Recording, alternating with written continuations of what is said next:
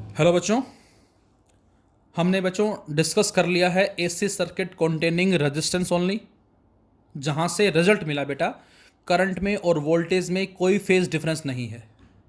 Second हमने discuss किया AC circuit containing inductor only, L only, जो हमने केस स्टडी किया था, और वहां से जो हमें रिजल्ट मिला वो रिजल्ट मिला कि वोल्टेज जो है वो करंट को लीड करेगा पाई बाय टू के फेज से, या करंट लैग्स बिहाइंड होगा पाई बाय टू के फेज से। अब यदि आपको इस पे बेस्ड कुछ क्वेश्चंस दिए जाएं, मतलब जो हमने फर्स्ट केस डिस्कस किया था रेजिस्टेंस वाला, इसमें इक्वेशन आई थी हमारी E is equal to E note sine omega t और I is equal to I note sine omega t, और इस R का फ्रीक्वेंसी भी कोई इफेक्ट नहीं था। सेकंड हमने डिस्कस किया था बेटा L इंडक्टर, प्योर इंडक्टर है, इक्वेशन थी E is equal to E note sine omega t and I is equal to I note sine omega t minus pi by two, और यहाँ जो एक्सएल आया था हमारा वो आया था ओमेगा एल, या ये कहें 2 पाई न्यू इंटू एल, ये हमने किया था डिस्कस। और एक्सएल डायरेक्टली फ्रीक्वेंसी के है और एक्सएल डायरेक्टली एल के है। अब यदि आपसे कहा जाए क्या, और ग्राफ भी हमने प्लॉट कर लिया था बेटा, एक्सएल में और फ्रीक्वेंसी में जो स्ट्रेट लाइन आएगा, स्लोप क्या होगा इसका 2 पाई एल। इसी तरह से ग्राफ प्लॉट करें एक्सएल में और एल में, ये भी स्ट्रेट लाइन आएगा, यहाँ स्लोप क्या होगा बेटा 2 पाई न्यू। ये हमने डिस्कस कर लिए थे। अब क्वेश्चन दिया जाए बच्चों कि ये हमारा इंडक्टर है और ये बल्ब लगा दिया हमने इसके साथ, जैसे यहाँ भी हमने बल्ब लिया था यहाँ पर, और यदि हम इस एसी सोर्स की फ्रीक्वेंसी को इंक्रीज करते हैं तो इस बल्ब की ब्राइटनेस पे क्या इफेक्ट पड़ेगा, जबकि इस केस में आंसर था नो चेंज इन ब्राइटनेस। इसमें क्या होगा, इसमें यदि फ्रीक्वेंसी को हम इंक्रीज करते हैं, फ्रीक्वेंसी को इंक्रीज करते हैं बेटा, तो फ्रीक्वेंसी बढ़ने से एक्सएल बढ़ेगा, एक्सएल का मतलब रेजिस्टेंस बढ़ेगा, रेजिस्टेंस बढ़ने से सर्किट में करंट की सप्लाई कम हो जाएगी, तो यहाँ से एक्सएल की वैल्यू इंक्रीज होगी, करंट की सप्लाई जो डिक्रीज हो जाएगी, तो इसका मतलब जो बल्ब की ब्राइटनेस है वो क्या होगी, कम हो जाएगी। और यदि फ्रीक्वेंसी कम करते हैं तो एक्सएल कम होगा, एक्सएल कम होगा करंट बढ़ेगा, करंट बढ़ेगा ब्राइटनेस बढ़ जाएगी। फर्स्ट। सेकंड आपसे कहा जाए, सेम डायग्राम है, सेम क्वेश्चन है, लेकिन हमने इस इंडक्टर के अंदर एक आयरन कोर को इंसर्ट कर दिया। जैसे हम इसमें आयरन कोर को इंसर्ट करेंगे तो क्या होगा, तो बेटा हमने पढ़ा हुआ है L is equal to mu naught n square a by L.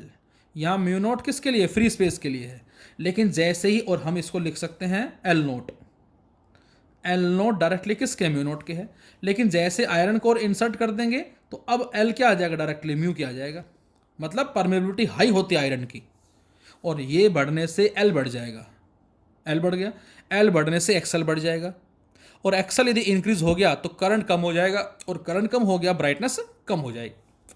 तो आयरन कोर को इंसर्ट करें यदि हम, तो हमारा आंसर होगा एल की वैल्यू इंक्रीज होने से एक्सएल इंक्रीज हो जाएगा, और एक्सएल इंक्रीज होने से बच्चों करंट की सप्लाई कम हो जाएगी, ब्राइटनेस कम हो जाएगी। इसी में ही तीसरा क्वेश्चन आपसे कहा जाए, इंडक्टर है हमारे पास, बल्ब लगा रखा है, एसी सोर्स लगा रखे हैं, हमने यहां पर नंबर ऑफ टर्न्स को इंक्रीज कर दिया, अब बताओ ब्राइटनेस पे क्या इफेक्ट पड़ेगा। तो बच्चों जब हम नंबर ऑफ टर्न्स को इंक्रीज करेंगे तो उससे भी क्या होगा बेटा, एल बढ़ जाएगा, इंक्रीज हो जाएगा, और जब एल इंक्रीज हो गया बच्चों तो उस केस में क्या हो जाएगा, उस केस में एक्सएल की वैल्यू क्या हो जाएगी, इंक्रीज हो जाएगी, और एक्सएल इंक्रीज होने से करंट कम हो जाएगा।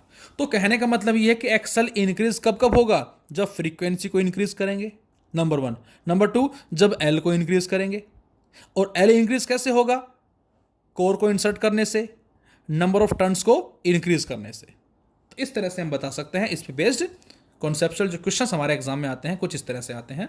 ये करंट की इक्वेशन और ये वोल्टेज की इक्वेशन, और जो फेज डिफरेंस आया बेटा हमारा वो पाई बाय टू का आया।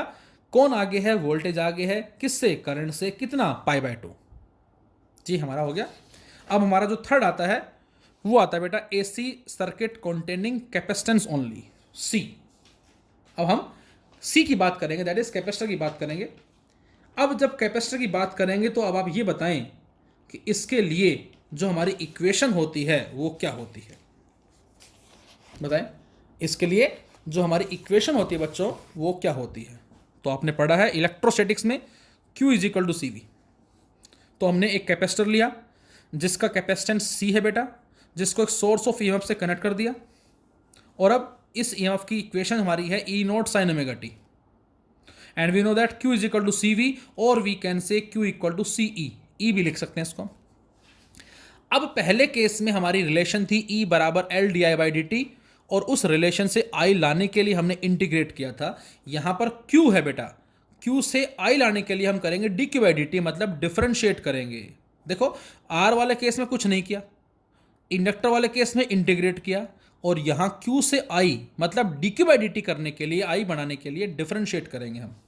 तो बच्चों अब हमने इस Q को, जो कि C इंटू ई है, और E कितनी है बेटा, E not sine omega T है, इसको हमने डिफरेंशिएट कर दिया T के रेस्पेक्ट में।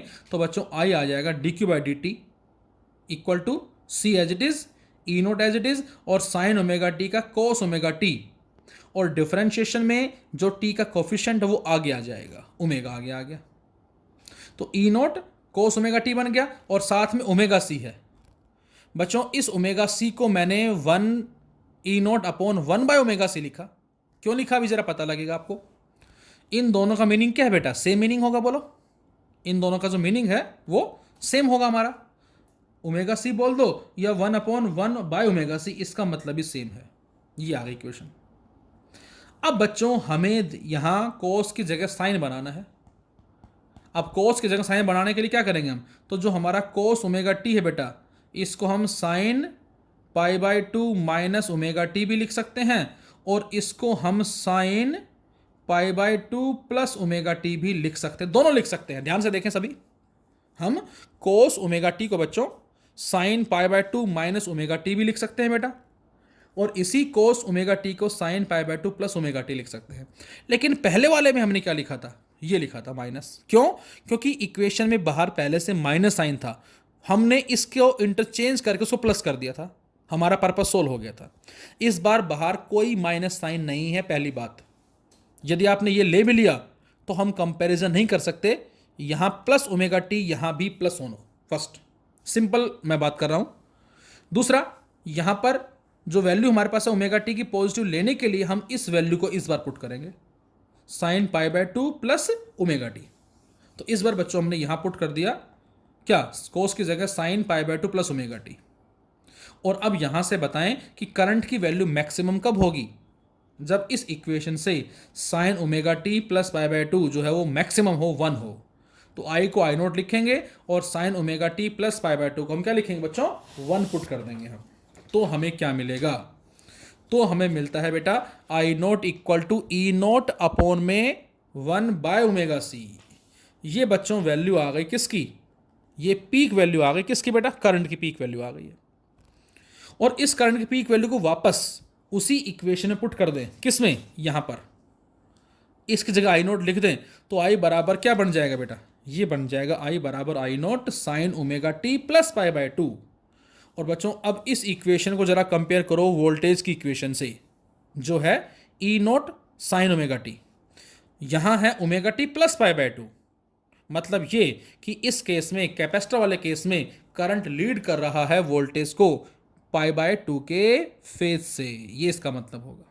सो current leads the voltage by a phase of pi by 2, और voltage lags behind the current by a phase of pi by 2।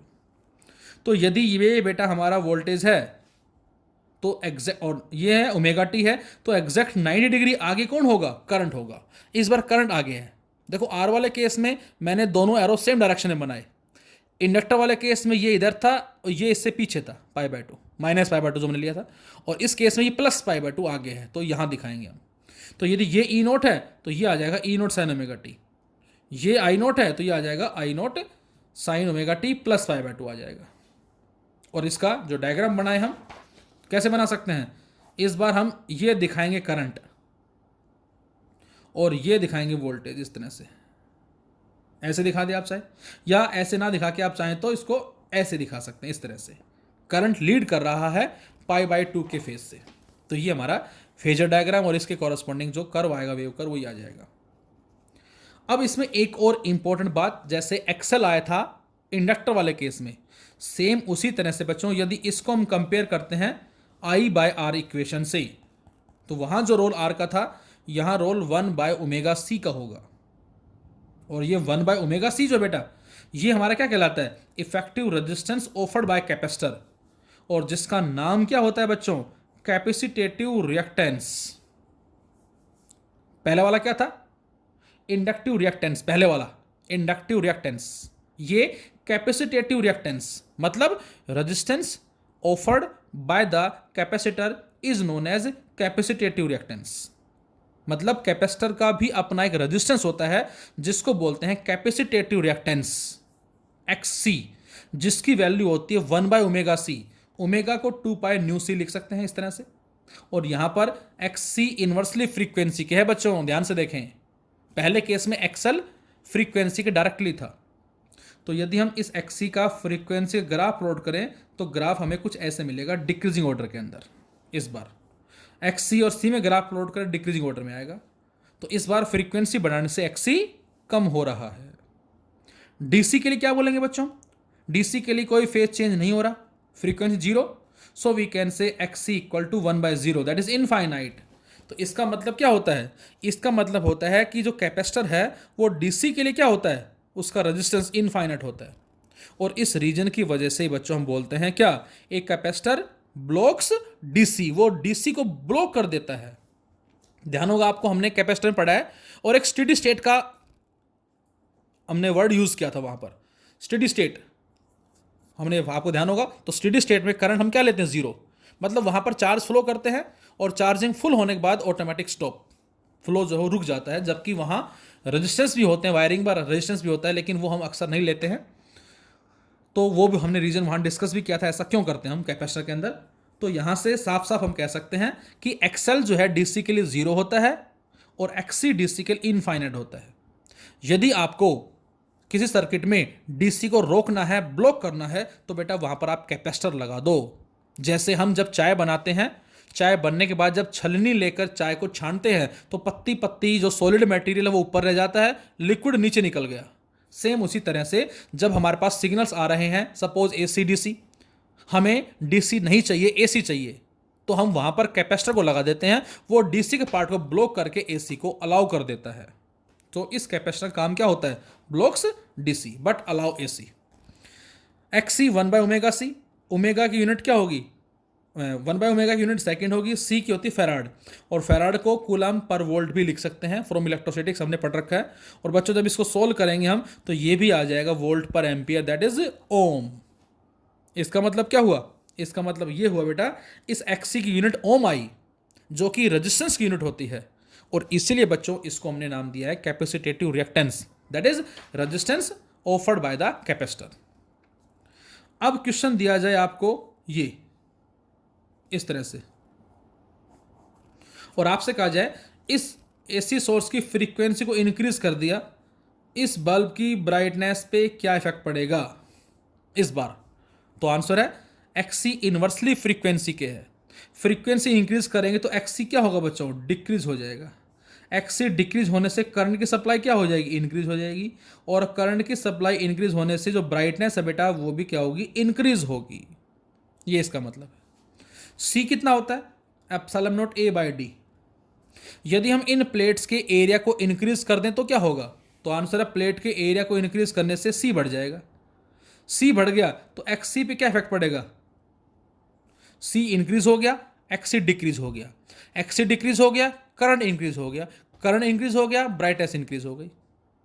तीसरा, हम दोनों प्लेट्स के बीच के सेपरेशन को इंक्रीज कर दें, अब इंक्रीज सेपरेशन कर दिया, C घट जाएगा, C घट गया, XC बढ़ गया, XC बढ़ गया, करंट घट गया, करंट घट गया, ब्राइटनेस घट गई। इस तरह से क्वेश्चंस हमारे हो सकते हैं। डाइलेक्ट्रिक स्लैब को इंसर्ट कर दिया, जब डाइलेक्ट्रिक स्लैब को इंसर्ट करेंगे तो बताएं C पे क्या इफेक्ट पड़ेगा, C इंक्रीज हो जाएगा, C इंक्रीज हो गया, XC डिक्रीज हो गया, XC डिक्रीज हो गया, करंट इंक्रीज हो गया, करंट इंक्रीज हो गया, ब्राइटनेस इंक्रीज हो गई। तो इस तरह से हमें स्मॉल स्मॉल क्वेश्चन जो बेटा बच्चों वो भी मिलते हैं।